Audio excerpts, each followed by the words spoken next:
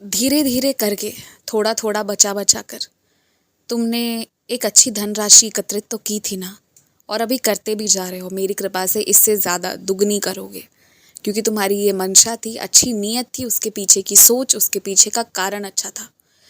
ठीक उसी तरह बच्चे, तुम रोज़ थोड़ा थोड़ा करके नाम जाप लिखते चलो, एक कागज़ में लिखते चलो, और धीरे धीरे जब उसकी कमाई भी हो जाएगी ना, तो देख लेना भाग्योदय होगा और क्या कुछ नहीं मिलेगा तुम्हें। उस एक मंत्र में, उस एक नाम जाप में लीन हो जाओ पूरी तरह उसे अपना लो, अपनी हर श्वास में अपना लो, और देखो कैसी कृपा होती है फिर तुम पर। जिस बिस्तर पर सोते हो ना, उस बिस्तर पर कोशिश किया करो खाने पीने की नहीं। वो सोने का बिस्तर है, उस पर सो, खाओ पियो मत। अगर कोई और जगह नहीं है तो यदि खा भी रहे हो ना, तो तुरंत जूठा हटाकर साफ करो।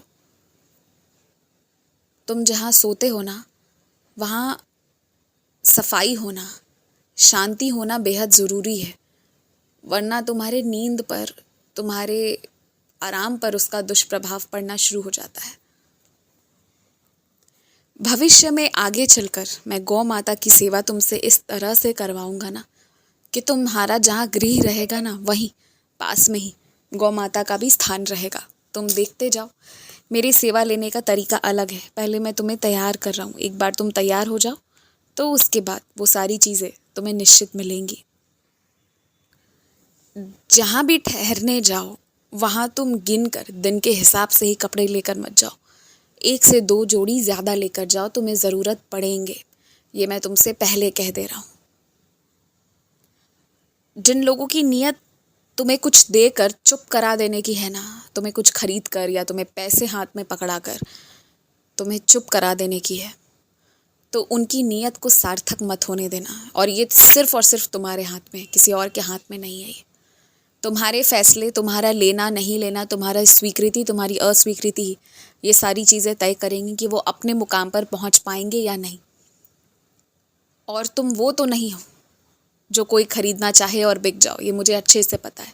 मगर मैं तुम्हें सतर्क इसलिए कर रहा हूँ क्योंकि इस बार तुम्हारी प्रिय से प्रियतम चीज़ें तुम्हें दी जाने की कोशिश की जाएगी। मगर सत्य का साथ तुमने शुरू से दिया और अब अंत में सत्य का साथ दे दोगे, तो ये तुम्हारे आगे की भविष्य को बहुत सुनहरा कर देगा।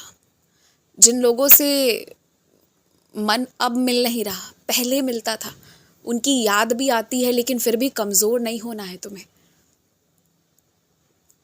अगर ये मसले सुलझ सकते हैं तो सुलझा लो, और नहीं सुलझ सकते हैं ना, तो इनमें और पढ़ो ही मत। अलग रहो, अलग रहना, शांत रहना ज़्यादा बेहतर है। और अपने जीवन को चाहे कुछ भी हो जाए, रुकने नहीं देना है तुम्हें। और हाँ, जब बाहर जाओ तो बच्चे जो खिलौनों की ज़िद करते हैं ना, उन्हें लाकर ज़रूर देना। खुश रहो।